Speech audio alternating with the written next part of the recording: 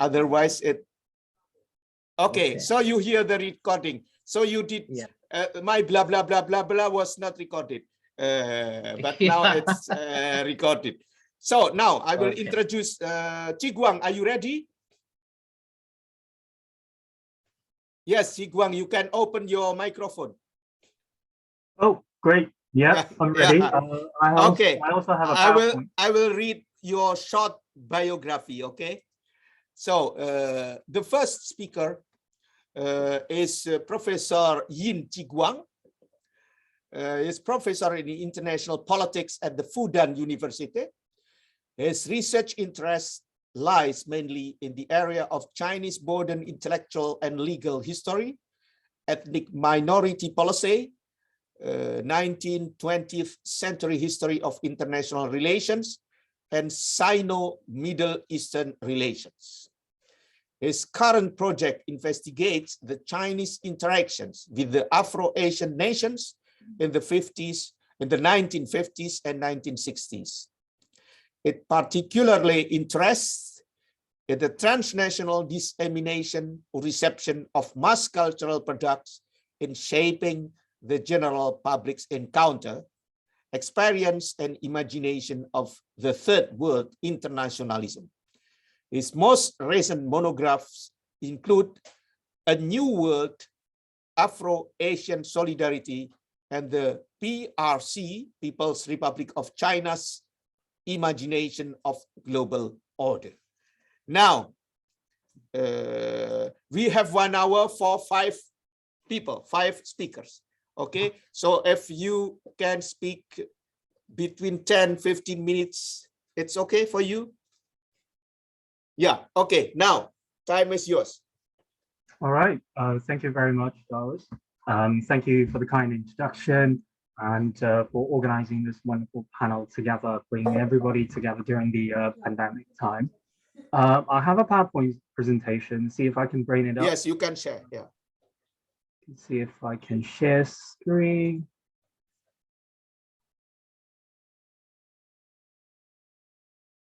Is it visible? Yes, yes. Oh no, swap. Yes, we see it, yes. You can see, yeah. I see, but your view, you can move from the beginning. Yeah, it's a part is distorted. There you go. Yeah. Yeah. Okay. Yes. Okay. This is done now. Right. Yeah. Yeah. Okay. Yeah. Thanks very much. As I said, my topic for today is infodemic.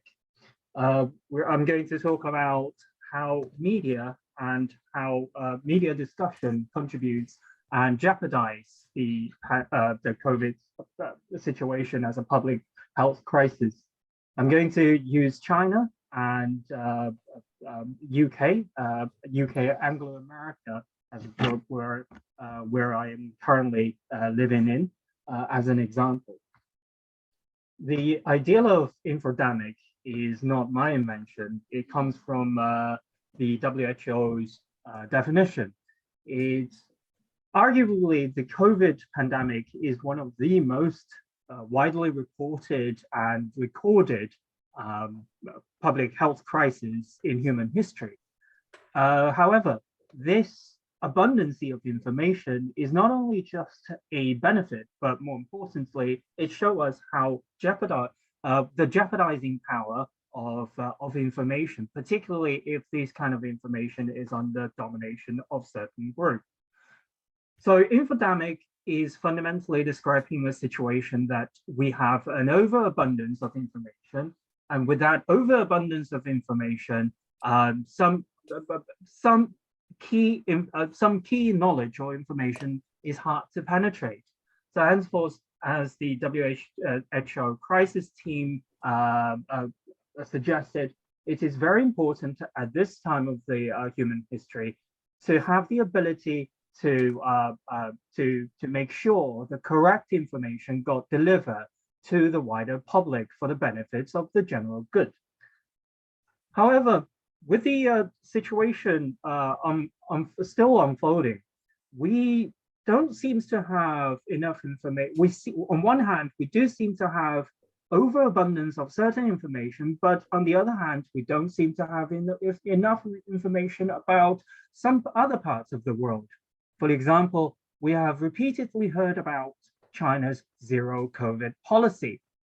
What is China's zero COVID policy? In the beginning of the pandemic, we hear stories coming from the English-speaking media portraying the pandemic, the beginning of an epidemic in China, as China's Chernobyl, as a moment as if the Chinese political system is going to crumble under in front of the challenge of the crisis. And with moving on with the ongoing with the expansion of the influence of the pandemic across the world, we start to hear from the English media that it is not China's zero COVID policy becomes is risking of becoming an authoritarian regime. It is a draconian method that nobody else could apply. It is oppressive, and it is fundamentally approaching to the recent days with the Peking Winter Olympic reports. We hear that in American media, it says it is simply impossible that China is still employing the zero COVID policy, disbelieving, regardless of all those reports coming from on social media, coming from various sources, including the athletics. We also see pictures of this kind. For example, Bloomberg has covered Chinese COVID policy extensively since the beginning. But images like this, we do feel that there is a sense of oppression, there is a sense of fear and terror.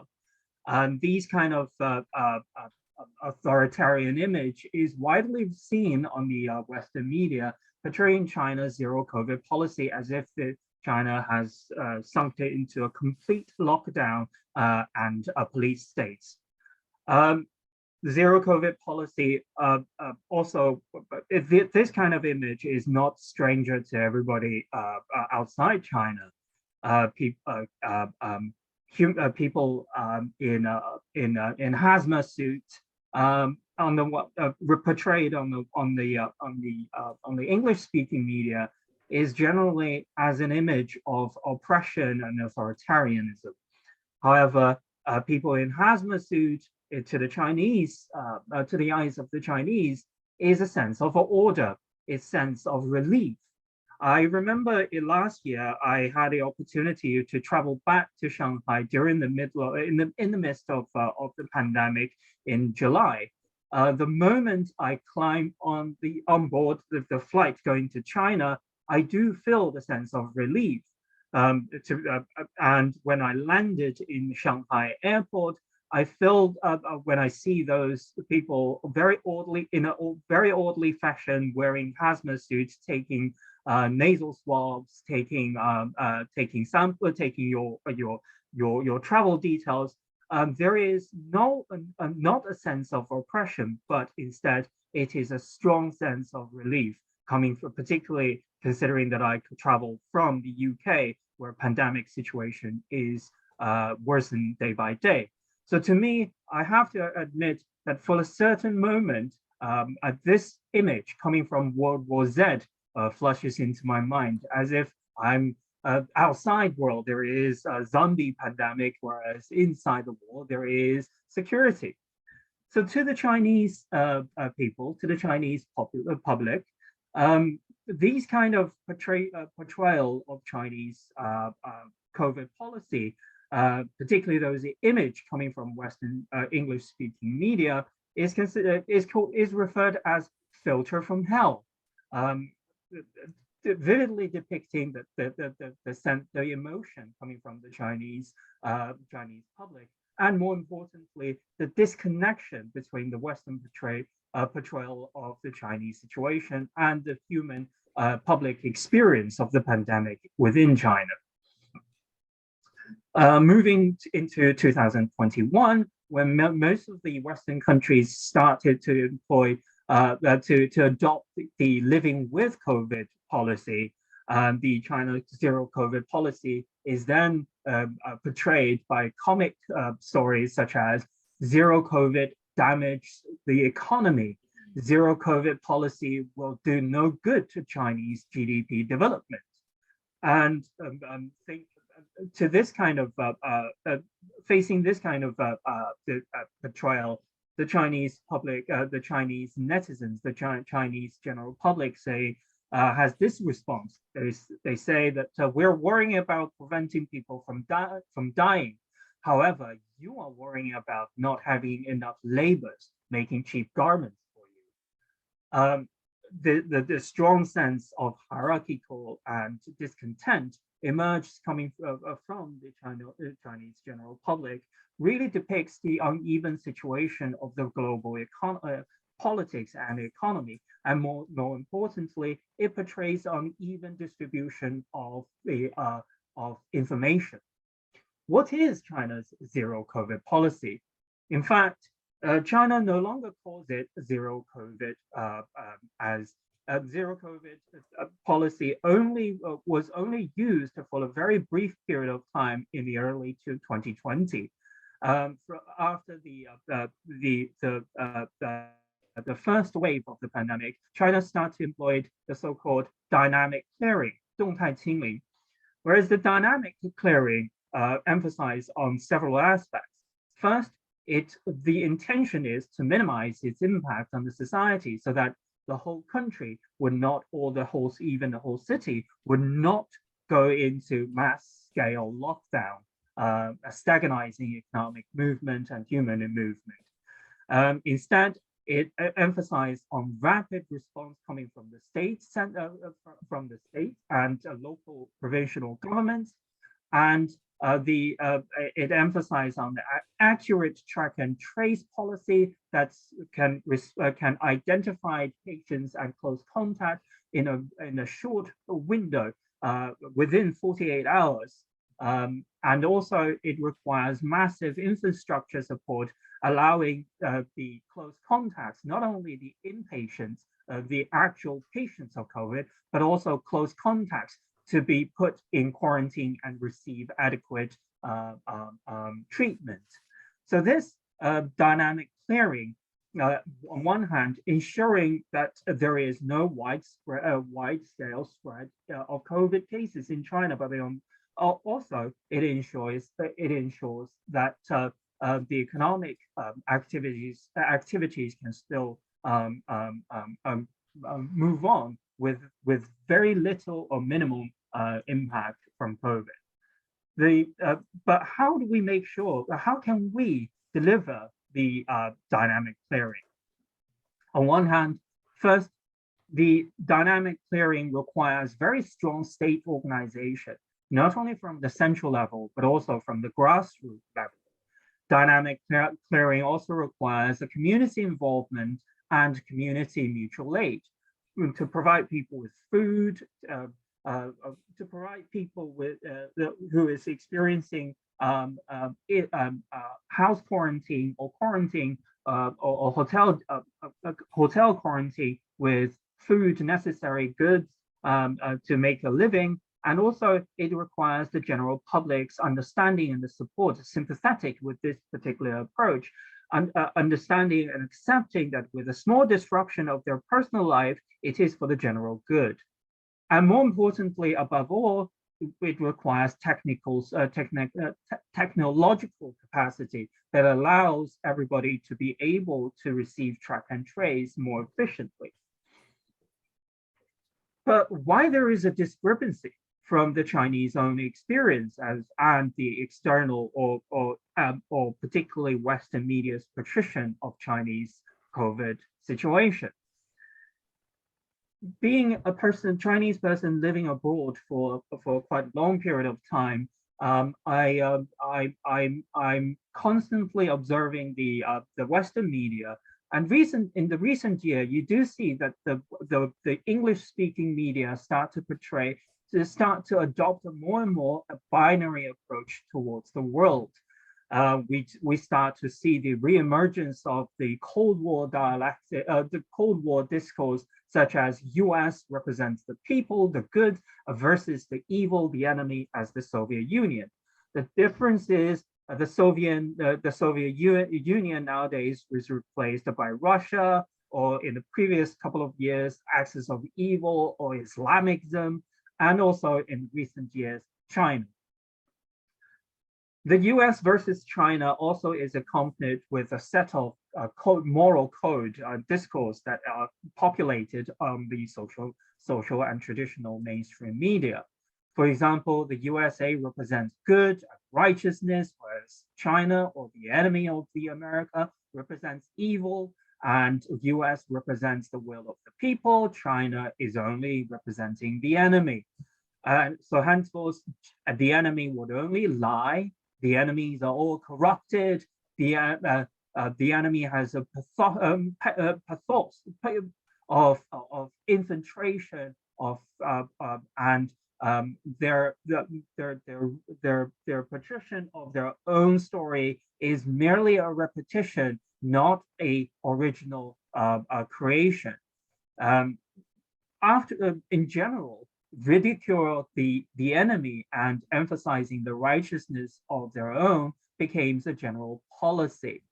Truth can only comes from the so-called free media from the West, whereas lies comes from the rest of the sources. And the spread of truth is often portrayed as its original information, and it's the spread of knowledge. It equals the spreads of knowledge. However, as we start within our mind, the binary opposition start to adopt a more normative notion, such as the truth is constantly fighting the falsehood. The fake is always standing against the fact.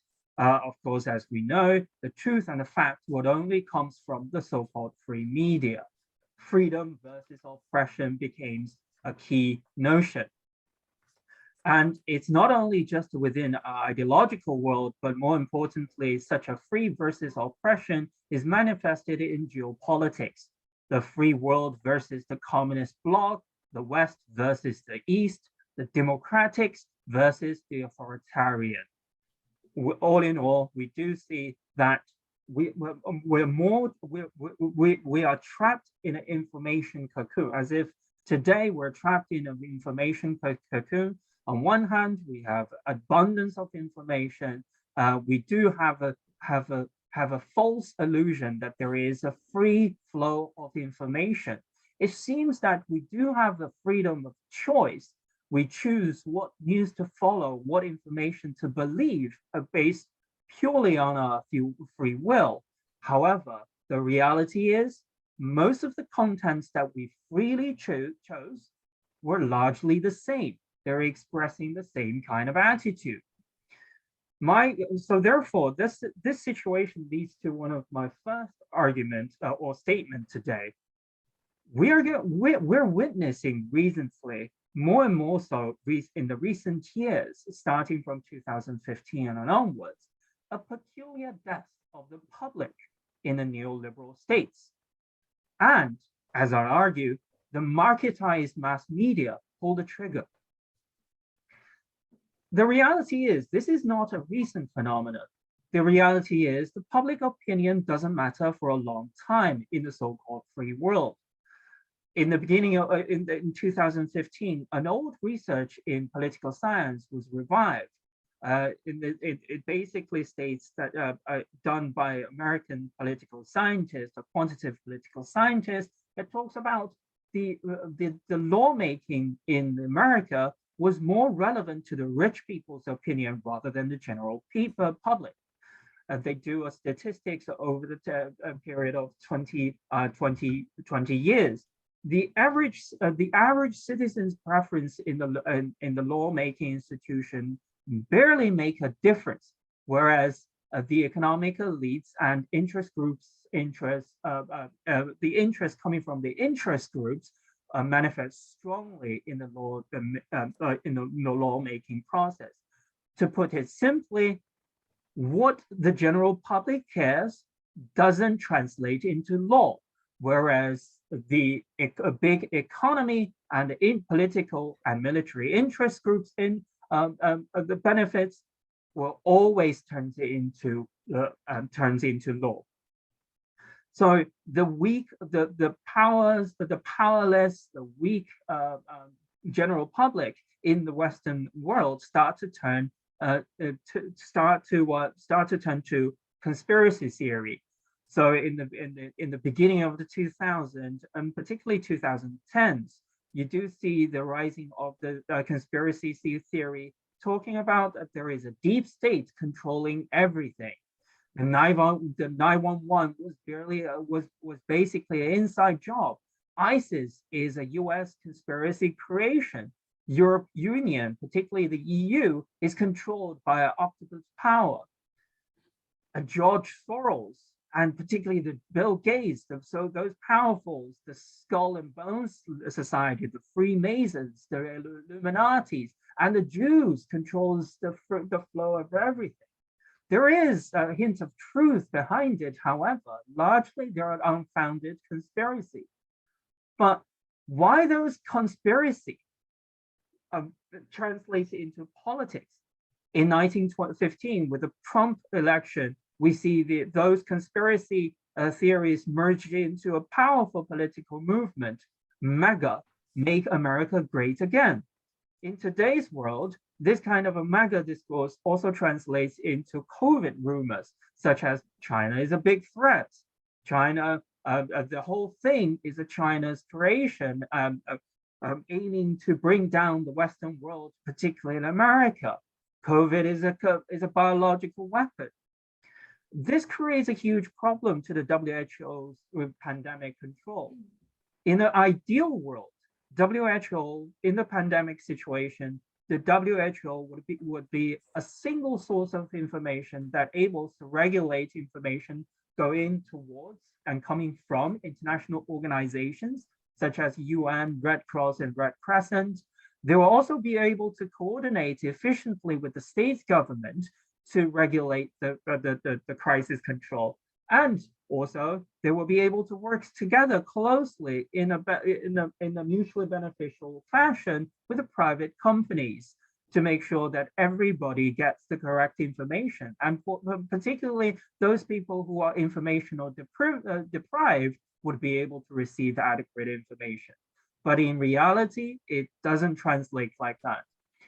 WHO and international organizations mostly works at the bottom of food chain, whereas above them was state government. Today, the state government also splits into the first world capitalist state and the third world weak state, as well as third world strong state. China, being a third world strong state, stands out.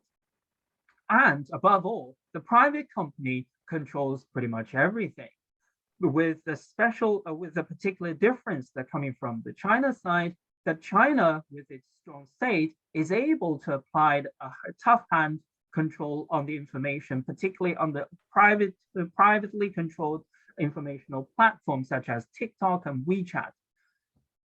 And but in the Western or in the first world capitalist states, the private companies basically controls the information. And this kind of a privatized situation start to form a system that we consider as manufacturing consent. It relies on the dichotomization of information. It is largely a propaganda campaign. It relies on mass media with scale and with agenda. It adopts an advertisement approach that disseminates information into people's minds. It focuses on monopolizing channels of dissemination so that they make sure everybody would receive information from a single reliable with a quotation mark source. If nothing works, the safety valve for this kind of institution, for this system, is anti-communism and xenophobia. So the second proposal I'm going my talk touches upon is that in reality we're living in a money information complex. the money information complex controls the flow of politics, controls the states, and the flow of information to all nations. This practice has been used in America for a long time, first as a war propaganda, but also in the recent years as a form of media marketization. In the digital age, the AI and the digital platform became more important, whereas still nowadays the anti-communism and xenophobics and deep state conspiracy works as the safety valve for most of the circumstances if none of the previous methods works out. So therefore, my final argument that I want to propose today is that neoliberalism essentially weakens the states and the public. It turns the public political discussion into persuasion, a form of advertisement, and trolling. It simplified or categorized people into two categories: influencers, those people who create information, and the mere followers, mindless followers. It is, after all, attention economy. So therefore, what we are going to do, the future of today, what's the future like? I think for the future, it is important to advertise or to emphasize the importance of forming a strong states in the third world. Over in the 1990s, particularly with the fall of the Cold War, we were told that the nation building, the state building project in the third world is largely unsuccessful and already finished. All you need to do is to follow the end of the history, the Americans model, the Western model. But what I want to argue today as a conclusion is that no, we should look away from the illusion, the fallacy created after the Cold War, and start to rethink the relationship between the market and the power. Instead of arguing like a true free liberal marketeers, who argues that we need to put power into cages, I want to argue it is equally important to put capital in cages as well as power. Who has the capacity of putting capital into cages? I argue the strong states of the people would be able to retain the market, and also I'll argue a unified action among the small and weak would be able to allow us to break free from the hegemonic power of information dominance. After all, to wrap it up of today's my talk today, I want to say against the neoliberalist famous motto, which says that there is no alternative. I want to say that there are alternatives. We just need to look at the other way. We need to be able to see them. Thank you very much. Here ends my talk. Thank you, Zhiguang. Yeah, that you start with. Okay, so please stop your sharing. Yeah. Okay. No, I have to choose my microphone because there's doubling. It's okay. Doubling in my voice. Okay. So I propose that we will discuss later. I mean, we organize a succession of speeches, and then after that, question and answer. Okay.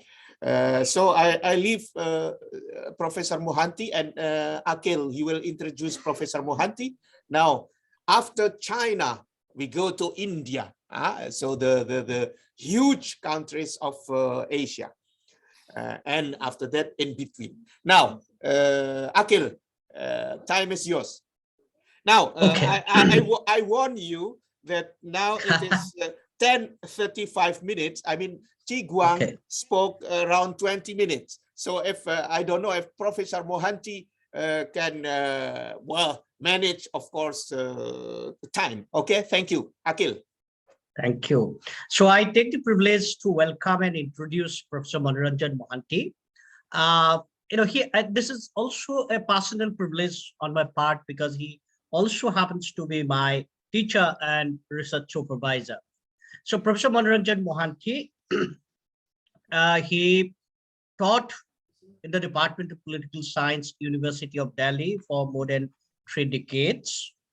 He was the founding director for Developing Countries Research Center and also founding director for Institute of China Studies, New Delhi. And currently he is distinguished professor at Council for Social Development, New Delhi. For us, I think for the social scientists from India and across many countries, Professor Mohanty is not only a social science researcher, he is also an activist for social transformation. He has, to his credit, a lot of publications. He has specialized particularly in political economy, looking at transformations in India, in China, and in the global South. He has a lot of books. I'll not make it long. Red and Green, 5 Decades of the Maoist Movements in India, then Contemporary Indian Political Theory, Ideology Matters, China from Mao Zedong to Xi Jinping, and China's Transformation, the Success Story and Success Trap. He has played a very significant role in the democratic movements in the country, and he was leading People's Union for Democratic Rights in India, played a very significant role in building confidence and people-to-people relationship with the neighborhood countries, particularly with Pakistan, and he is part and parcel of Pakistan-India People's Forum for Peace and Democracy. Then, of course, he is a part of this Bandung Spirit Network and a Global University of Sustainability. More importantly, he has also been writing on Odisha, his provincial state, has also been writing in Oriya. With these few words, I welcome Professor Manoranjan Mohanty for his presentation. He'll be speaking on COVID-19 in India, challenges, responses, and lessons. Over to you, sir. Thank you, Akhil. It's a privilege to be part of this movement. I will straight come to the topic. I think Zhiguang has made a very important point about infodemic. Infodemic is the information explosion and confusion, which also was illustrated during the COVID last 2 years, particularly. His conclusion, I will slightly reformulate. I think it's not the death of the public that we are seeing. We were seeing it even before pandemic. During the pandemic, it became even more evident. I will say the attempt by many ruling forces globally to kill public opinion, to kill the public, to kill the power of the people. But that is being contested. So I think the Bandung community is a great example of illustrating the continuing struggle against such efforts of monopolies, of authoritarian forces, of hegemonies of many kinds, economic, military, political, information hegemonies. Therefore, the infodemic illustrated during the pandemic has illustrated actually the intensity of the struggle between these two trends, the trend of hegemony, monopoly, and oppression of rights of people, particularly marginalized women, minorities, so on, and the hegemonic forces. Okay, In fact, I would have a very simple proposition to advance, taking the Indian case. The proposition is that India, like many other countries, including China and North America and Europe, illustrated a crisis of neoliberal capitalist development, which has been unfolding particularly during the last 30, 40 years, but the 4 phases of industrial revolution during the last 200 years, and which has destroyed nature, the main cause of the viruses coming out of their original places and affecting human species, and also causing many other problems environmentally, and creating multiple inequalities, and creating tensions, creating violence. So I think they are all the result of this path of development that the world has gone for, and particularly now during the last 3-4 decades. And what is surprising, and India illustrates it as much as China and Europe and America, namely the same old development strategy is being resumed with full vigor, whether in the name of Build Back Better, the slogan of Joe Biden, now G7 slogan, or deepening the reforms in China, and India's faster advance on this reform path under the present leadership of India. Well, friends, right now, Akhil, do tell me at the end of 13 minutes, that is 2 minutes before my time is up. I do want to stick to my time. The schools have just reopened in most of Indian cities. Many offices have reopened. They were 50% reopened during the last few weeks. Now, in some cases, fully reopened. Colleges will reopen soon. In some places they have, but not in Delhi still. So we are in the process of relaxing of restrictions. So how does this 2-year period look today? You'll be surprised that the present newspaper debates are dominated by a very peculiar debating point. Who created the migrants' exodus at the announcement of the lockdown on the 24th March 2020? Parties are blaming one another because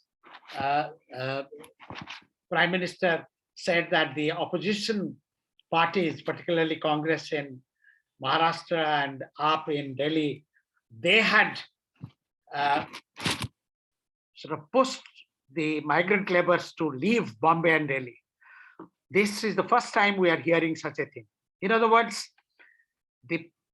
what infodemic that Zhiguang was talking about, here is another thing. I mean, nobody had talked about it during the last 2 years.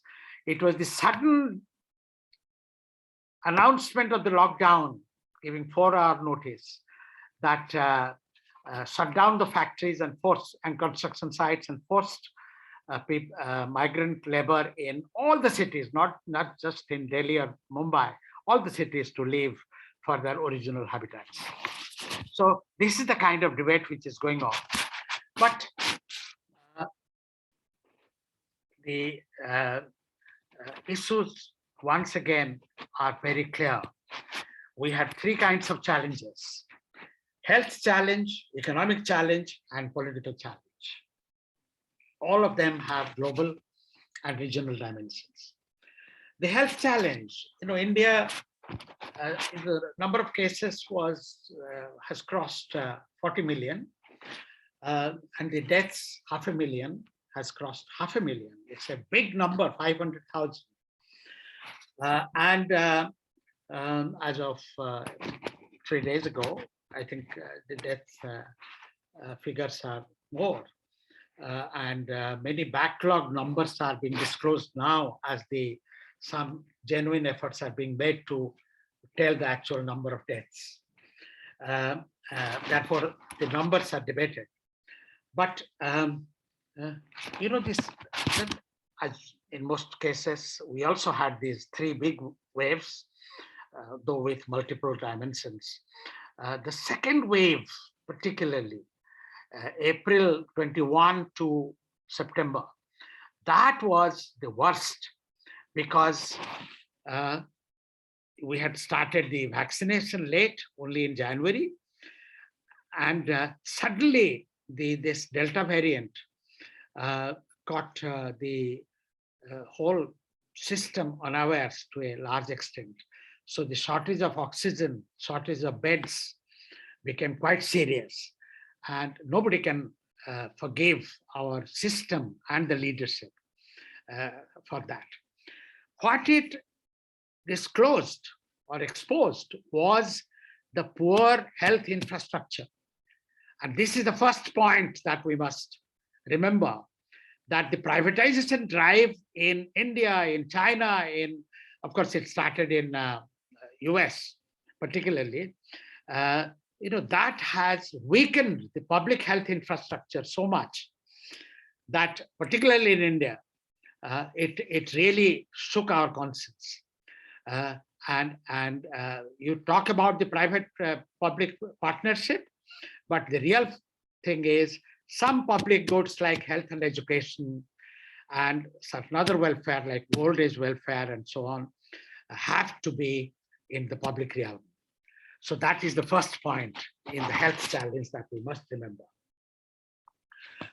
We will get more stories from our neighboring countries. Korea had a different story. So I will stop at the health challenge now. But I must say the vaccine, even though it started late, and remember, India's vaccine production is very large and one of the best in the world. But we were exporting vaccines to many countries. But the distribution process and the allocation was faulty and delayed. But it picked up, and now it has been pretty well streamlined. Something like more than 90% of the first of the eligible people have taken the first dose. Nearly 70% have taken the second dose, and about 2% have taken the booster dose, third dose. Now, that takes me to the economic challenge. As I mentioned, the labor was the greatest sufferer, and migrant labor above all. In fact, we produced a book late in 2021 on this, how the labor was affected during the pandemic. 10 million migrant labor were on the road practically. Several people were walking on foot to their villages and so on. And of course, many in the those non-migrant, those who were stationed, but were in the informal sector, they also lost jobs. So job loss was huge. I mean, the details I will not go into just now.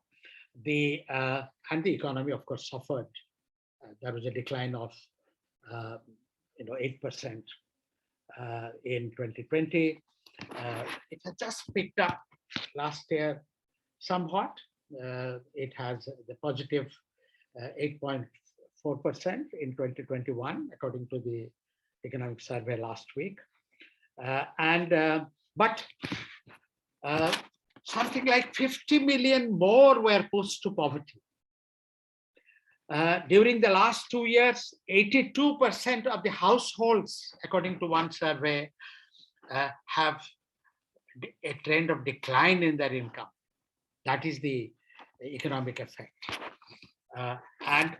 But and particular sections like women had triple burden. They not only just lost jobs, they had additional health work plus additional burden given in the family responsibilities. And minorities were also suffering in Bombay, in Delhi, very much. And inequality further widened. In fact, the Oxfam World Inequality Index showed that both in China and India, inequality further widened during these last 2 years. And in China and India, urban-rural inequality is more than 5 times urban-rural, and so on. So, and all these gaps were further widened, and it came to the overboard, and came to the public attention. The political challenge was equally serious, just as Zhiguang mentioned. You know, authoritarianism is not confined only to the so-called authoritarian states as per the Freedom House of Washington, D.C. No, authoritarianism was the general trend all over the world during the pandemic. The central governments became more powerful. But the reality was the actual work on the ground was done by the provincial government, more so by the local government. The panchayats played a very important role in India. The wards in Kerala, Kerala is a highly urbanized province in South India. Therefore, the wards were wonderful in terms of political health management and economic management. So the work was decentralized, but power and resources were centralized in all the countries. And justification was that you need scientific and emergency coordination. The interesting thing is the elections took place. Big rallies took place, campaigns took place. On the one hand, lockdowns were there, restrictions continued, but the same leaders went to Bihar and West Bengal and conducted mass rallies, and elections took place. Fortunately, this time, tomorrow begins the 5-state election. 5 assemblies will have elections. But fortunately, the Election Commission this time has taken some measures by restricting the number of people attending rallies. But the elections took place. But there were big congregations of religious people, including some most unforgettably, unforgettable communal, religious, exclusivist slogans being given. Therefore, the can you hear me? Can you hear me? Yes. Yes, sir, Yes. we can hear you. Yes. Because I have some peculiar thing on the screen. I will ignore that. Okay, yes. Okay. Yes. And they became super spreaders. The election rallies and the Haridwar Melas and other religious Melas became super spreaders. Okay, the responses. I have another 5 minutes. Rahul? Yeah. Okay. Yes, yes, sir. Yes, sir. You have 3 minutes, sir. Okay. So the responses, as I said in the synopsis, were very, very uneven. And one thing I would like to highlight, our government went ahead with its neoliberal reform agenda, privatization went on, and the political consolidation of the regime's ideology, the Hindutva ideology went on. And this was, of course, this was challenged, but because of restrictions, there were not many challenges, but one challenge was very successful. The 3 undemocratic farm laws were opposed, and we had a year-long farmers' agitation, which succeeded in forcing the government to announce its withdrawal. So that was, and the people's movements all over the country, even in their respective regions within restrictions not only showed solidarity with the farmers' movement, they exposed the authoritarian centralization and the development strategy and the anti-ecology orientation of the strategy. Therefore, what is the lesson? I think one lesson, as I've indicated, is that perhaps it is very important, especially for the Bandung community, to comprehend why the global elite and all our national elites are determined to pursue the same old pre-COVID path of techno-capitalist development, despite such shocks like the COVID, which brought us manifold losses and created havoc. I think the reason is, and some of that Zhiguang mentioned, that the monopolies have become quite strong and people's movement forces, intellectually, culturally, as well as in terms of their organizational strength, they are still very weak. And COVID, for example, was faced by many indigenous communities in different parts of the world, particularly in some tribal areas of India, in Africa and in Latin America, in magnificent ways, reaffirming, and some of them congregated in Glasgow during the COP26. Therefore, we have to renew our commitment to the alternative path. Yes, of course, alternatives are alive. And this is what the Global University of Sustainability has been bringing before us. The World Social Forum is bringing before us. And we in India, in the people's movements, are putting squarely before the people's forces, people's democratic forces all over the world, and Bandung community, that the alternative forces must highlight what COVID has highlighted. And we must pressurize our national elites and the global elites to reverse this destructive path so that the lesson from COVID is really understood by everyone. Thank you very much. So thank you very much, Professor Manoranjan Mohanty, for such a comprehensive and critical presentation on Indian experiences during COVID-19.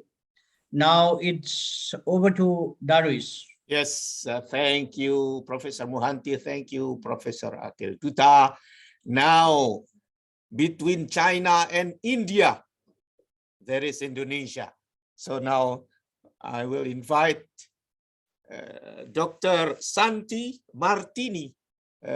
Please show up. Santi Martini, where are you? Oh, Bu Santi. Yes, Pak Darwis. Yeah, please show up. Yes, yes. Yeah. Okay. Can I ask something? Yes. Is it possible to change because I have to pray first? Aha. So, I can ask Soyoung. Soyoung. Yes. Soyoung, Yes. are you ready, Soyoung? Yeah, sort of. Yes, I can go ahead. Yeah. Yes. Okay. So, yeah, Soyoung okay. first. Okay. Okay. Thank you, Pak Darwis. And after that, Dr. Santi. Okay. Soyoung. So I have to introduce. Yes, okay. I have to introduce. Please introduce Soyoung. Yes. Yes. So it's a great pleasure in inviting and introducing Soyoung Kim. She's from South Korea. She teaches. She's a professor at Korea National University of Arts, and she is also the director of Trans-Asia Screen Culture Institute and president of the ASEAN Association of Korean Cultural Studies. I have looked at her very short CV, and I should say that I'm extremely impressed to know her research, publications, and current pursuits.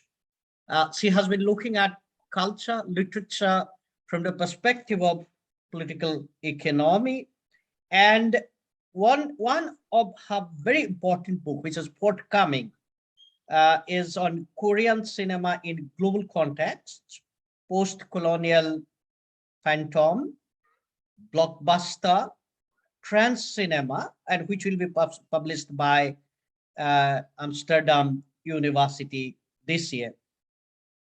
She is also a filmmaker of Exile trilogy set in Central Asia, Russia, and Korea, and Women's History trilogy, visiting professor at UC Berkeley and National University of Singapore.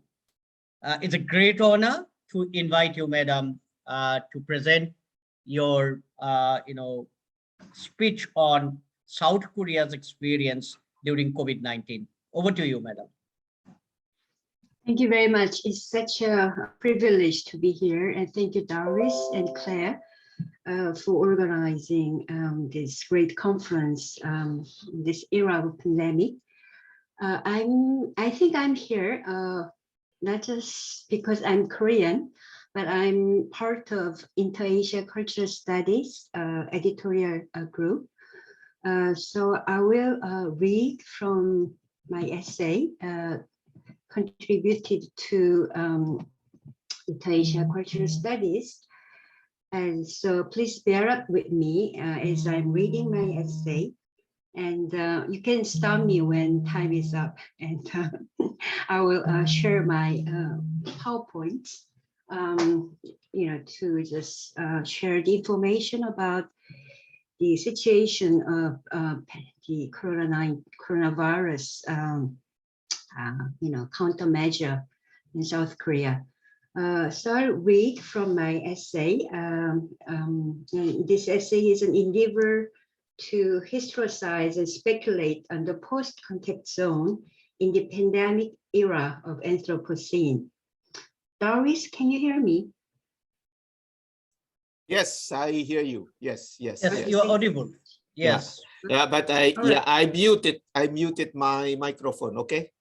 Yes. Yeah. Okay.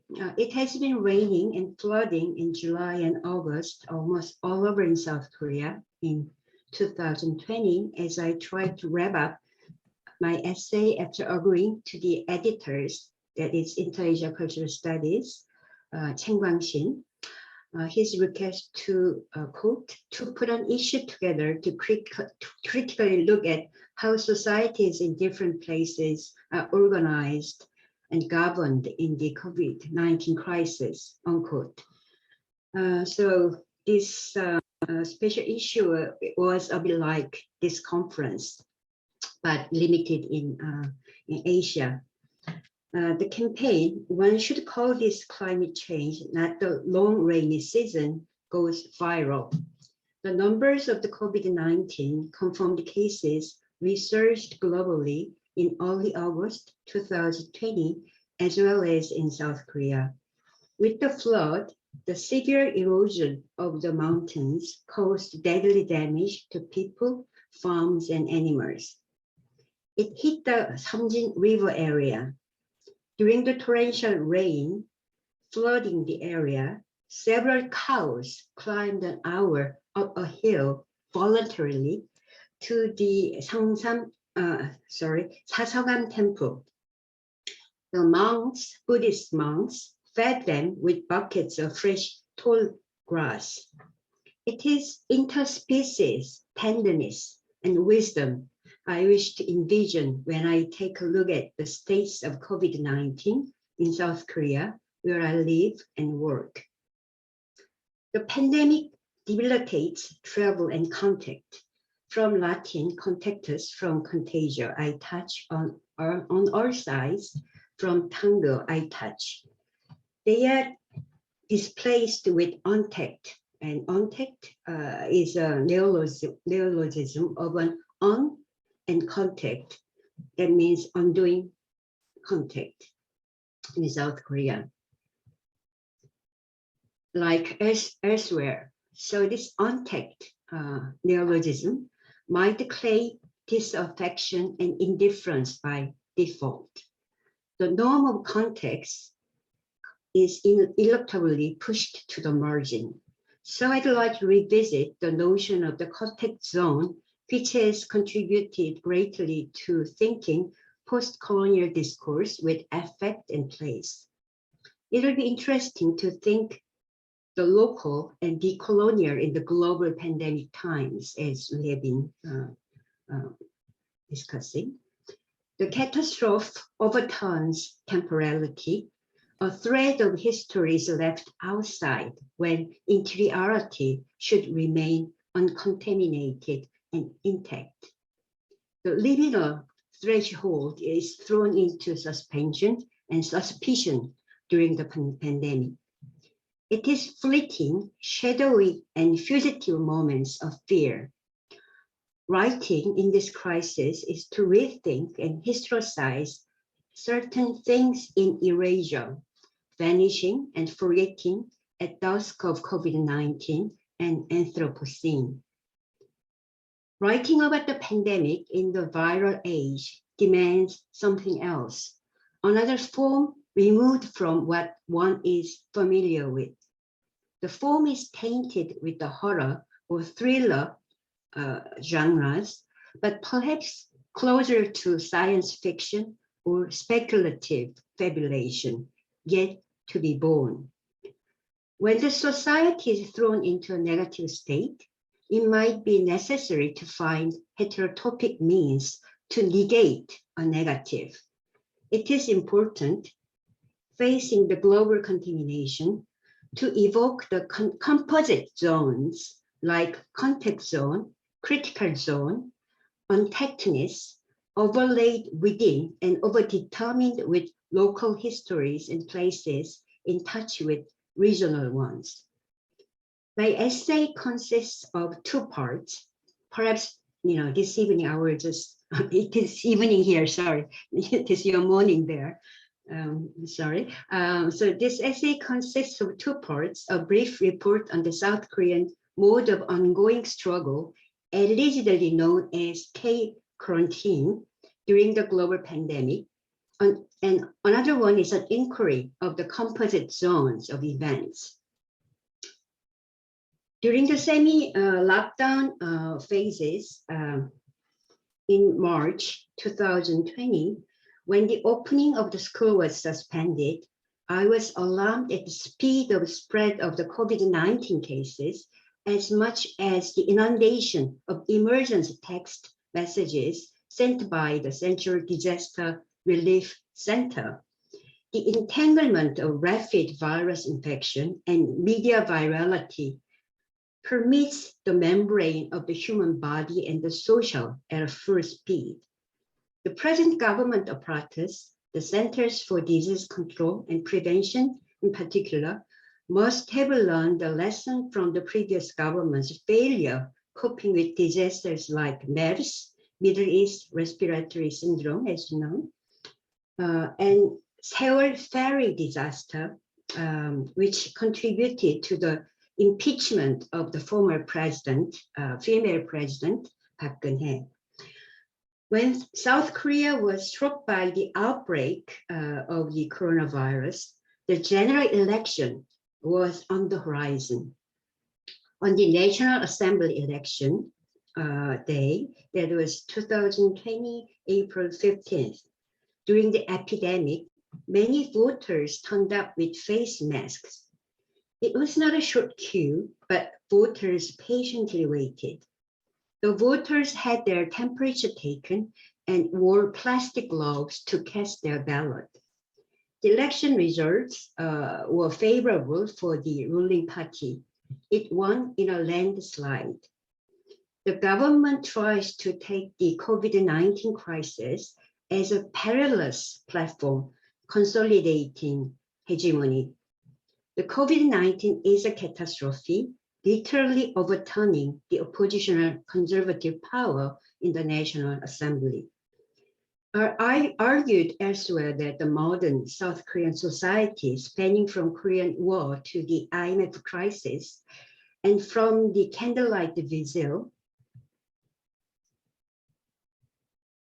to impeachment that I just mentioned, is driven and sustained by states of emergency entangled with states of fantasy in which popular culture like K-pop and Korean wave and Korean cinema are precisely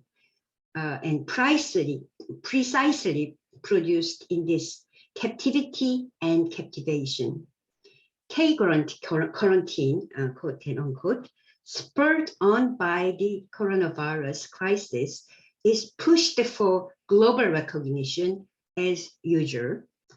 But the enmeshment is less intense this time when the economic growth and development are in check and the government tries to deal with the emergency on both local and global, domestic and international levels. The following lines illustrate that. This is a statement from the Korean government. The Korean government will submit 18 different measures for testing, tracing, and treating the COVID-19 outbreak to the International Organization for Standardization as it works to promote the K-quarantine response model. The Korean government hopes to propose all 18 measures to the ISO, that's International Organization, one by one through 2022. By enhancing Korea's global reputation and branding itself as a, quote, developed nation in the realm of preventing the spread of infection disease, unquote. So, given South Korea's state of emergency mode, it is rather extraordinary that the crisis is neither suppressed nor exaggerated, but moderated through, although it might be somewhat excessive with the pervasiveness of surveillance technology. Contagion has been contained and controlled by the state apparatus quite effectively until August, but with tightening the surveillance of the individual and the group. So for example, when a person in my neighborhood tested positive, the emergency message relentlessly revealed this person's whole activities over a couple of days. His itinerary was immaculate. He took the train, known as ITX, fast train, bullet train, to Yongsan Station in the morning and came back home in the evening for those consecutive days. There was no trace of anything unusual. I was able to visualize his orderly everydayness and wondered about the moment he tested positive. Was he more frightened than uncomprehending, or the other way around? He kept his mask on and had no symptoms. As it is reported that the classification symptomatic and asymptomatic seems to be common terms used in describing patients' diagnosis with the novel coronavirus. The asymptomatic form of COVID-19 is one of the most alarming elements. Asymptomatic sign of illness is such a conundrum to basic semiotics human beings are used to. The fear arises as one cannot read the expression on the face. It tends to disable recognizing indices such as feverish coughing and sweating, typically relied on to identify illness. In lieu of symptoms, the face mask stands. The mask is a protective medical precaution, but a fierce cultural field of semiotics. In some countries, it signifies a sickness, and it is more customary to wear it in Japan. In South Korea, the mask is a common protective measure against the seasonal yellow dust. It is more like a prolongation of such a practice. Facing others' faces with a mask in the classroom, in particular, offers a template to negotiate recognition. At the representational level, the history of cinema is significantly marked by reflecting on facial close-ups, which in turn constitutes a regime of looking. With the advent of the digital technology, the face and facial expression are the surface of the uncanny valley effect. when I met my graduate students in the seminar, which is conducted as a webinar via Zoom, for instance, I encountered a sort of close-up of many students on the screen. This multiple split screen is either too demanding or distracting, but it also eventually facilitates decentralizing the regime of looking. As the semester was half over, the students started talking to one another across the Zoom screen. Outside of the Zoom screen, the face mask plays a role of a hyper icon and a hygiene shield of this period. The cardinal point of affect and identification for some cultures in modern times are directed toward the facial expressions, but the mask tends to demand redirecting the gaze. The COVID-19 unevenly disarms surveillance technology such as face recognition, but enhances others like tracking and tracing. Facial recognition technology, a usual suspect of surveillance technology, foregrounding identification and capture, seems to falter against proliferation of face masks. In the local governments like Gyeonggi province, one sees a bit of awkward slogan on the electronic big screen saying, quote, "The mask is your friend," unmask, unquote, sorry. Whether the mask is one's friend or not, I saw many people on the street wearing their face masks when Wuhan cases were reported. Wuhan, China, of course. I was taken aback as it was not so common to wear the masks in February and no COVID-19 patients were identified in Seoul. The viral SNS reports from Wuhan seem to take a toll on people. It is reported that on 20th January 2020, a passenger from Wuhan to Incheon, Korea, was identified positive. She turned out to be the first COVID-19 patient. And due to certain unprecedented elements like the aforementioned asymptomatic spread, fear spread quickly.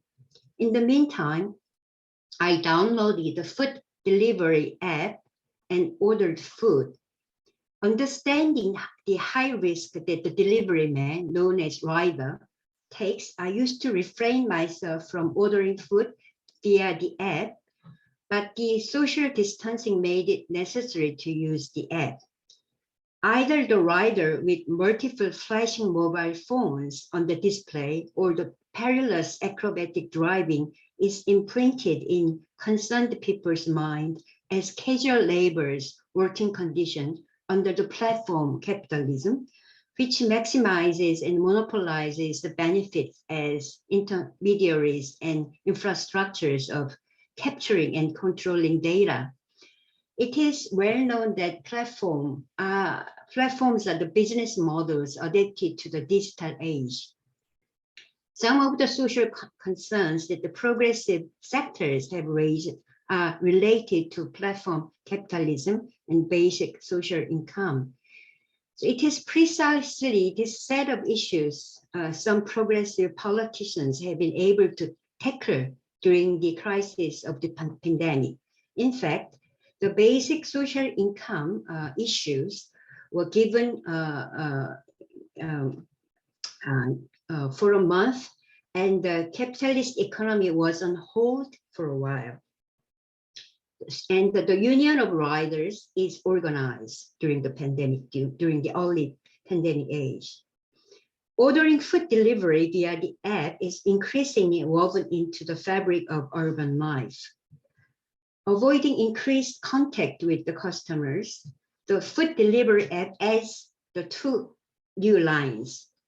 One of them is, leave a bag in front of the door, no bell, please. So carefully picking up the bag left behind, people let themselves inside in a hurry. When the threshold is deprived of liminality and the exteriority suspected of being tainted by virus, So virus, it refers to poison and other noxious liquids in Latin, as you know. It affects the way one interacts with others. The veneer of interiority and exteriority grows disproportionately either thin or thick. The anxiety over the other during the pandemic becomes both exogenous and endogenous. It entails both psychic and physical events. This sort of social distancing produces UNTAC as social practice referring to new consumption trends such as purchasing goods without contact with a salesperson. So COVID-19 strikes humans and non-humans alike as a potent virus in the digital age when viral media mobilizes viral metaphors of infection and contamination. Imbricated in viral media endemic, human beings, yes. Sorry, So time is up. still Yeah. long? It's still long? It's 20 minutes already. It's already 20 minutes. Okay. You.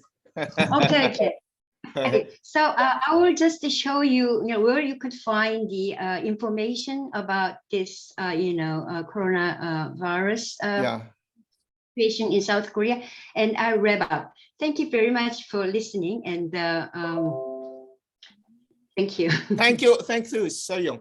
So for all the public, that the abstract of every speaker is available on the website of Bandung Spirit. It's under the poster. You have the compilation of abstracts in English. I think sorry, Darwis. Yes. I think Kim should be allowed to take another minute or two to conclude, please. Yeah. She was allowed to come. Yeah, please. So yes, Soyoung, can you conclude in 2 minutes? Are you? I'm so sorry. Yes, I cannot finish, but I can get to the point. Yes, okay. Sort of. Yes. Yeah. So okay. Imbricated in viral media and endemic, human beings are enmeshed in the biological and the digital. Tony D. Sampson in Virality Contagion, the Theory in the Age of Network, notes that the ubiquity of epidemiological encounters in the so-called age of networks of the proliferation of global transport renders the spreading of biological disease. So in this context, the new imprint of COVID-19 is found in everyday life. So with increasingly excessive virality without face-to-face encounters, within social distancing, one comes across the notion of contact zone, encountering contamination, but bracketing the contact zone and the critical zone at the horizon of Anthropocene. That's what I emphasized. So the contact zone, needs to be revitalized as a post-contact zone. And I think, that this conference is opening up to these post-contact zones, in this pandemic and digital age. So thank you again. Thank you, Soyoung. Thank you. So we, it is now in French. Contact zone. Yeah. Do you hear me? Now it is in France is 11:24. So if we go until 12 o'clock, it remains 36 minutes for two speakers. So if everybody speaks 15 minutes, it remains 6 minutes for discussion. It's so what it was a 2-hour session. Sorry? Was it not a 2-hour session? 2 hours, yes, but we started at 10 o'clock. Now it is almost 11:30. Okay. So it remains 35 minutes. 35 minutes. So I propose that Ibu Dr. Susanti, Amy Susanti, 15 minutes, and Mazin, the Palestine, 15 minutes. Okay. So now I will introduce Ibu Dr. Susanti. Santi Martini. Santi Martini, sorry. Not Emi Susanti. Confusing with Emi Susanti. Dr. Santi Martini is a medical doctor, and she is at the same time scientist, educator, and practitioners.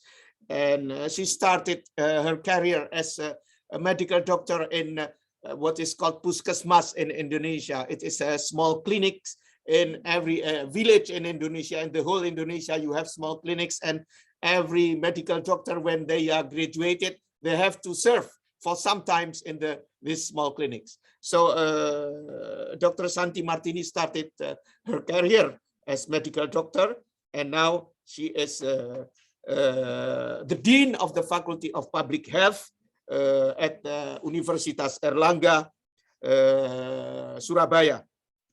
And she is also Secretary General of Association of Indonesian Public Health Higher Education Institute. So, Ibu Martini, please could you speak maximum 15 minutes about how the COVID-19 occurred in Indonesia, and how the government of Indonesia handled this problem, and what is the impact on the politic, economic, and socio-cultural, etc., etc. Okay, Ibu Santi. Okay, thank you, Pak Darwis. Good morning and good afternoon, everybody. I'm very glad to meet you again. Some of you I ever met in Paris in 2020, and some I met in 2018, I think. Yeah. It's 4 years ago and 2 years ago. Yeah, it's very glad to meet you all. Okay, thank you, Pak Darwis, to introduce me. And I would like to talk about pandemic of COVID-19 in Indonesia, the preventive measure and the impact. Can I share my presentation? Yes. Okay, thank you. Okay.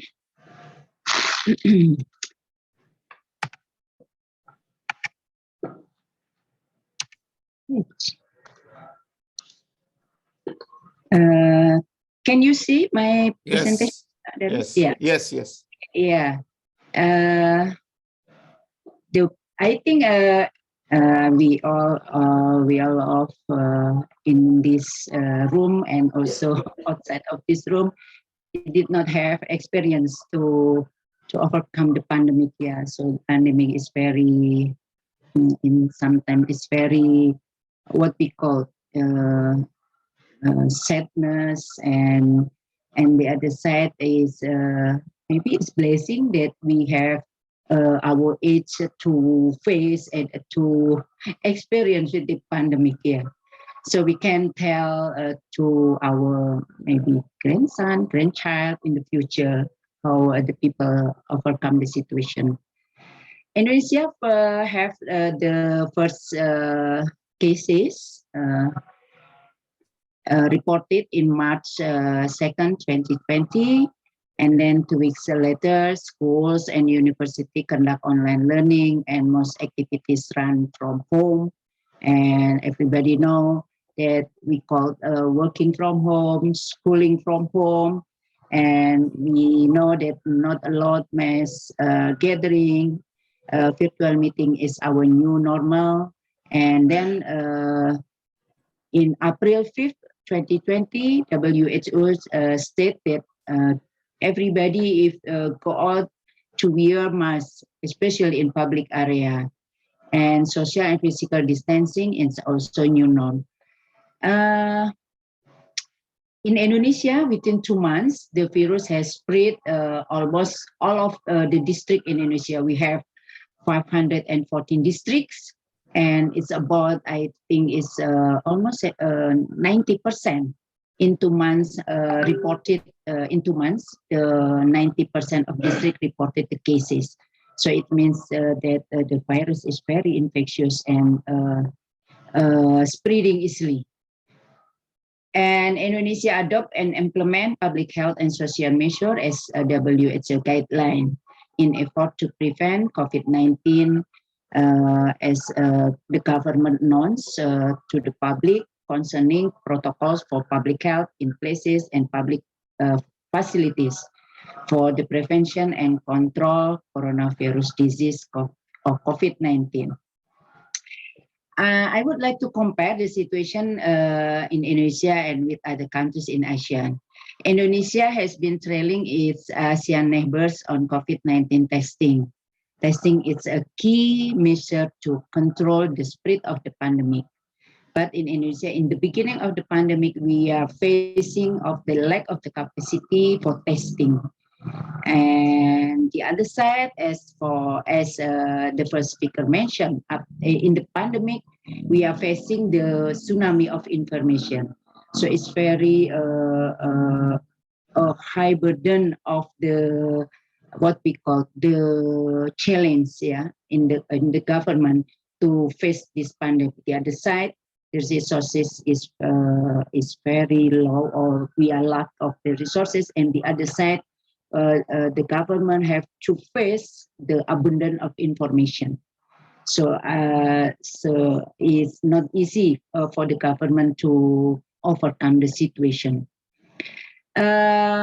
Although the Philippines with less than half of Indonesian population, but has slightly higher COVID-19 case count as of 40 October 2020, its testing rate is double than Indonesia. So in that side, can what we call can rise the awareness among the scientists and also the academician that Indonesia has to supply produce the testing equipment. So that's why at that time among university they have collaboration to create the testing to fill the gap, the lack of the capacity of the resources.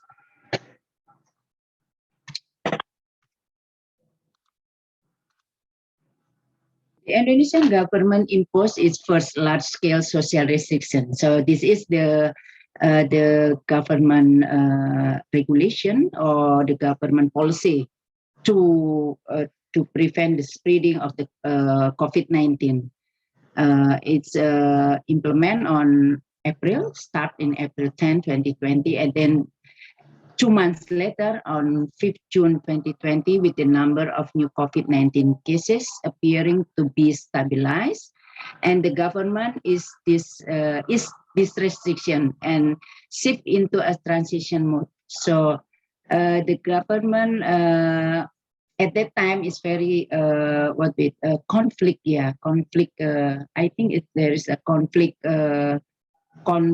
of which decision they have to take, because if they prioritize in health, and the other side, the life or the economic, it will be done. Yeah. But if they take to prioritize the economic or the life, and many people will be dead, or some of the people will be lost their member of the family. So I think it's very conflicting. Because when the government is this restriction, actually, if we accumulate the number in months, not in daily, we can see from this figure or from this picture that the number of the new daily, the number of the cases is actually is increasing. At that time, we didn't know when the peak of the first wave, because we got the peak of the cases in January 2021. So I think it's wrong action from the government to ease the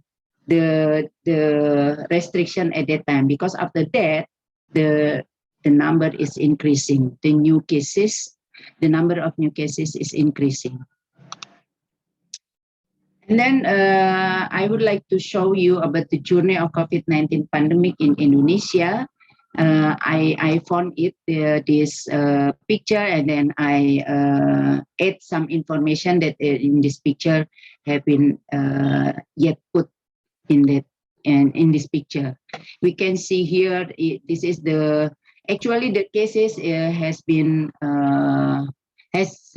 found in the end of December in 2019. But at the time, I think everybody in the world has not aware about the pandemic. Even when I came to Paris in 2020, Pak Darwis, to attend the conference, that in Paris also very crowded the people, yeah. Although at that time in Paris have 2 cases, yeah. And in Indonesia, the first cases, as I mentioned before, in March 2020, and then WHO declared that this is as a pandemic in 11 March, yeah. And then government of Indonesia in 13 March establishment of the task force of handling COVID-19. And then in 10 April, the government implemented large-scale social restriction for the first time. And then in May 2020, in May 2020, in Indonesia, we have a big holiday, a Muslim holiday. So the government banned to people go, usually the government in that time going home to visit their family and their parents. And that time, because the pandemic, the government banned for people to go home. But the regulation is not implemented well, because after that the number of the cases is increasing. And then in July 2020, the task force change is named to the Committee for Handling COVID-19 and National Economic Recovery, because the government see about the impact of the pandemic is not only in health, but it's also impact in social and also in the economy.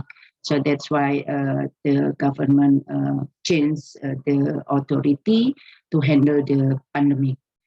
In August, we have also a long holiday, and in this time, the government also have a regulation to ban everybody to go. It's not important. You don't have to go, especially to go to another countries, and also to another city, and also to another province. Yeah. But the implementation is not work as well because the number is still going up. Yeah. Again, there is in September there is a significant increase in case.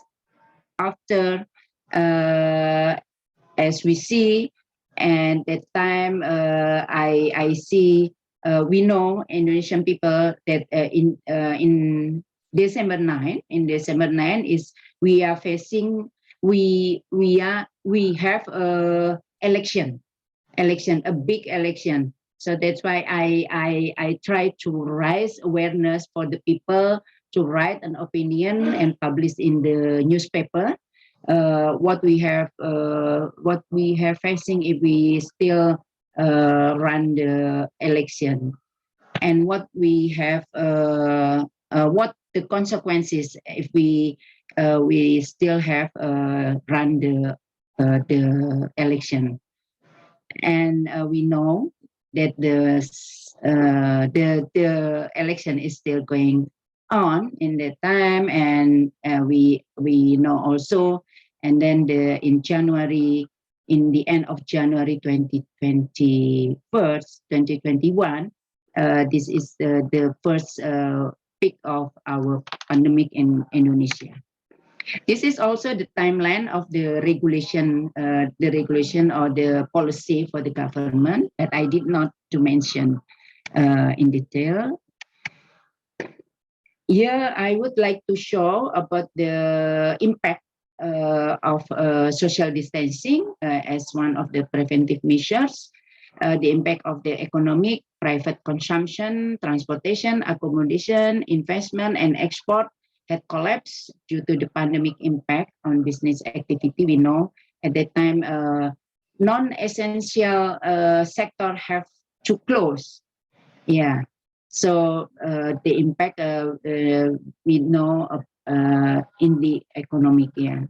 And then Indonesian government estimate that 2.8 million people had been unemployed by April 2020 due to the crisis. And also the pandemic have impact on financial market. There is a decline in investor, and also the investor to shorten the duration, the time of bond, and then the COVID-19 had a major impact on the financial performance, especially on airlines and property. Here, I would like also to show you about the impact of COVID-19 in unequal access to healthcare services. Yeah, we know that there are three conditions. Yeah, like marginalized population are lacking in access to modern healthcare services. The studies show that the underlying causes are rooted from inaccessibility to information and services due to socioeconomic circumstances such as poverty, geographical condition, living in remote or less developed region, and also disability status. Sorry, Bu Santi. It's already more than 20 minutes. And we still have Mazin from Palestine to speak. So can you conclude in 1 minute? Okay. The impact is not only in healthcare and unequal, but in inequality in the risk of the inequality, the risk of COVID-19 infection, and also in social impact. And the government take the policy response to support the poor and the vulnerable, and also to support the micro and small enterprises.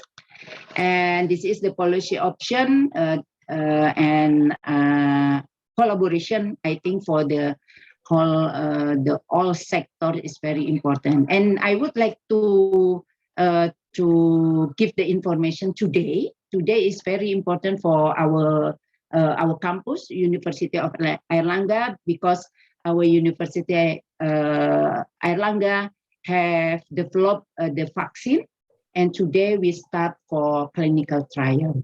So today is very important. So that's why I would like to give this information to you all. Okay, thank you very much.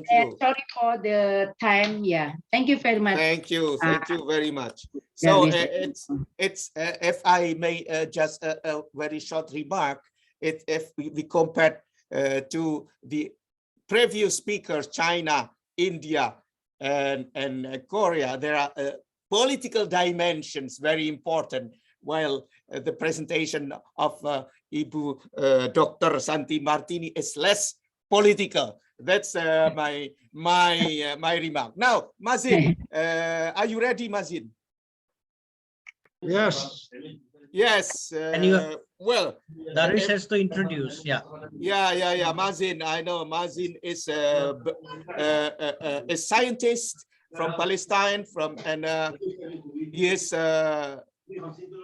Oh, what happened? It's okay. Sorry. Go ahead. Yeah. Well, there are many things on Mazin. It's a long biography of Mazin. I know him, and he is from Bethlehem. He is a professor at Bethlehem University, and he is biologist, or if I'm not mistaken. And he is founder of Palestine Institute of Biodiversity and the Museum of, what's the name of your museum, Mazin? I forget, but it is based in Bethlehem. And he run many activities with education, with children, with youth, etc., for environment and biodiversity. Yes, Palestine Museum of National History and Palestine Institute for Biodiversity. So we wish to know what happened in Palestine during COVID-19 and how I don't know if the government or the civil society in Palestine handle this problem. So maybe you can speak in 15 minutes. I'm sorry. Yes. Everybody went over time, so I feel maybe I'm entitled to go over time, but no. I will try to limit it. And, yes. Also, I have other things. Unfortunately, right after this, I have to leave also. I cannot stay with you all because we have other meetings. I'm already late for the other meeting. Okay, thank you. But anyways, I will try to be very brief, actually. You know, Palestine is important for many reasons. It's actually intersection of continents, and it's where humans migrated out of Africa to the rest of the world. And it's even a source of bird migration. It's also the Fertile Crescent where humans first developed agriculture, domesticated plants and animals, plants like wheat, barley, lentils, chickpeas, etc. And it's still an agricultural community. Now, the threats that Palestine faces include, of course, the 5 major threats that the rest of the world faces, which are climate change, overexploitation, pollution, habitat destruction, and invasive species. But it also faces other threats, including settler colonialism and COVID-19. I won't talk about settler colonialism or about other threats. With COVID-19, we are really in the midst of a big wave of COVID-19. I myself actually just recovered, and many of the employees and volunteers of the Palestine Institute for Biodiversity and Sustainability were affected by this Omicron virus, and or Omicron variant of the COVID-19 virus. We had, on average, in the past 5 days, about 8,000 new cases every day. But fortunately, the healthcare system still managed to do okay with it. You know, there's no overwhelming of the hospitals yet, but hopefully that will remain the case. I just actually, coincidentally, yesterday, we got a paper accepted on the effect of COVID-19 on biodiversity in Palestine. And I'll show you a little bit of data on this a little bit later on from this paper that was accepted. But anyways, the effects of climate change and COVID-19, all these things on biodiversity produce a synergistic effect. And this is, if I want to actually make it a point to remember from my 10 minutes, it is that you cannot really talk about threats, whether COVID-19 or climate change or overexploitation or anything, or colonization for that matter, without discussing them as together, because they do have synergistic effect. I'll give you an example. Climate change, for example, effect. You cannot talk about climate change effect if you don't also talk about things like gender issues or issues of environmental destruction in general, or capitalism or inequality. And I liked very much what Zhiguang had said about infodemics and how these things have really, you know, the Western world, which is trying to distract us with things like Ukraine and how China is a threat when China, you know, doesn't have the number of the US bases, for example, that are surrounding Iran, and that's threatening Iran. Anyway, I don't want to talk politics too much, but we do have a lot of threats. I mean, when you talk about like the fires that are happening in the summer here in the north, like in the Galilee and Western Jerusalem, as environmental threats, you can say, well, there's fires and they affect environmental threats, and you can discuss it as an incident on its own, but you really cannot do that logically because they are connected to other things. Why are there so much fires? Because there's so much pine trees. Why is there so much pine trees? Because Israel demolished the Palestinian native trees to erase the Palestinian presence and planted European pine trees to be more like European structures of colonization, all of this stuff. Why is the pine trees burning now, not, you know, before 20 years?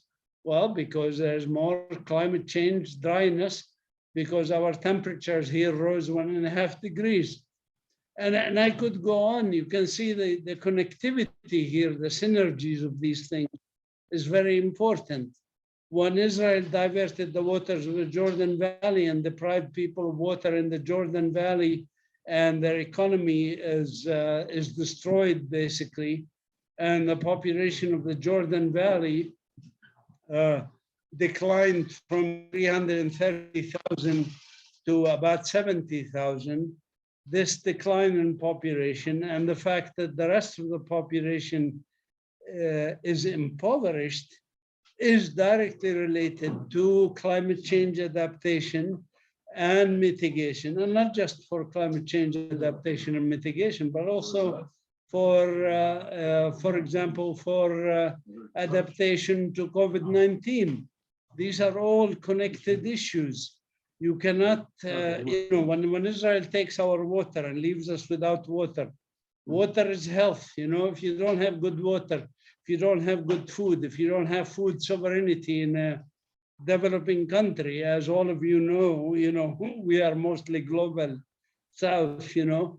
If we don't have that health, how can you resist things like COVID-19? I'm actually a medical geneticist, and I did a postdoc in immunology, and I can tell you the reason there's more deaths in North Italy than in South Italy is because the pollution in North Italy is higher than South Italy. That's why there's more deaths. So the environment is directly connected to response, physical, biological response of human beings in these things. So I'm going to skip a lot of slides. So in order for us to respond to environmental changes and for us to develop these SDGs and respond to them, we have to do some things. Here in Palestine, we're engaged now in constructing the National Biodiversity Strategy and Action Plan for Palestine. And I'm actually happen to be speaking to you from the offices of the Environment Quality Authority, where we have a team here of 7-8 people. And those people are engaged in discussions and actions related to developing the NBSAP for Palestine. This in response to CBD, the Convention on Biological Diversity.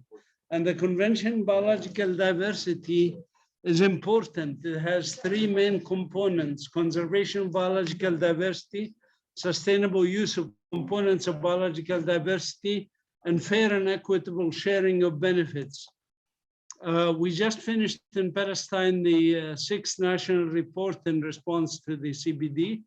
And I don't have much time to talk about this, but you know, there was the Aichi targets, which were developed in Aichi, Japan, for 2020 targets. They fall under 5 objectives. These are the 5 objectives. In response to them, most countries were not able to fulfill their Aichi targets in terms of development. But here in Palestine, you can see, for example, our response and our this, has been also not fulfilling enough the Aichi targets. So now there's a post Aichi targets, post 2020 CBD framework that we are working with. Now, I promised you to show you a little bit of data from our COVID paper and biodiversity. This is some data from experts in terms of the effect of COVID-19. I won't go through this because of lack of time, but I'll summarize it.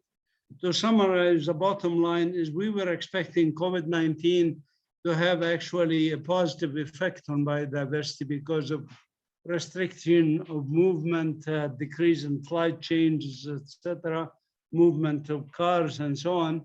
But it turned out actually physically on the ground, there has been damage in other ways, like, for example, people staying at home use more products, produce more solid waste, etc., or they go to nearby green areas and they do more damage to those areas. The vision for the post-2020 framework from CBD is that biodiversity is valued, conserved, restored, and widely used, maintaining ecosystem services, sustaining a healthy planet, and delivering benefits essential for the people. To achieve this, we have to do a lot, and I don't want to take too much time, but we in Palestine were trying to respond to these global guidelines and taking experience from other countries like China and Europe and others, and developing these systems and developing systems of protected areas. And we in our Institute of Biodiversity and Sustainability, we work with children a lot and with farmers to enhance food security, with women groups to enhance also production, responsible production and consumption, and with children in terms of environmental education and awareness. We would welcome to collaboration with all of you. We have a group also called Palestine Action for the Planet. And with the Global South, we tried to lobby in the conference of COP26 that happened in Glasgow. These are just some of our team members. Many of them are here with me in the room, and I appreciate the effort that they have been doing. These are just some of the volunteers and staff enjoying themselves. So we would welcome you to come and join us as volunteers or internationally. If you cannot come and visit us, we would love to develop collaboration with you. This is our website, palestinenature.org, and the email info@palestinenature.org. Thank you very much for having me. I don't know how much time I took. Thank you. Perfect. Less than 15 minutes. All right. In less than 15 minutes. It's Cool. Brilliant. Thank you very much. Thank Now, we are supposed to stop at 12 o'clock. So, well, we have very rich informations. Unfortunately, we don't have time to discuss. I hope that we can develop, develop our questions, our discussion in other sessions, especially in parallel sessions tomorrow afternoon, because until tomorrow morning, we have still plenary sessions until tomorrow morning, and only tomorrow afternoon until Friday morning, we have parallel sessions, 6 parallel sessions. And then after that, we have plenary session, closing session, etc., etc. So now it is 12 o'clock exactly in France. And I'm sorry that we have to end without the discussion, but we have to accept the how do you say, the cycle of time. that 12 o'clock we have set as end of our session, and then we will have lunch, etc. So here in France, of course. So I would like to thank you very much for all the speakers, and of course my colleague co-chair Akil Duta, and all the participants. We have 60 at this moment 61 participants. Thank you very much, and we will come back at 13:30 in 1.5 hours for sessions dedicated to Africa. So at 1:30 we come back and we will listen to our friends, colleague, brothers, sisters from Africa about the situation in Africa. Thank you very much. Thank you very much. So we will have a break for 90 minutes. Okay, thank you very much. So you can you can deactivate. Thank you. You can deactivate your session, or you can leave the session exactly, but you can come back. Yeah, we can leave the session. Okay. Yeah, and you come back at 1:30. Okay. Yes. Okay. And can okay. Yeah, yeah. I will keep it. Oh, Keep it. Yeah. thank you very much. Have a nice. Beatrice has joined. Yeah. Yeah. Many people have joined now. Yeah. Yeah. Thank you. Thank you very much. Thank you. Thank you. Thank you. Yeah. Thank you. So I stop my recording. I stop. How do you? Ah, yes, I saw it.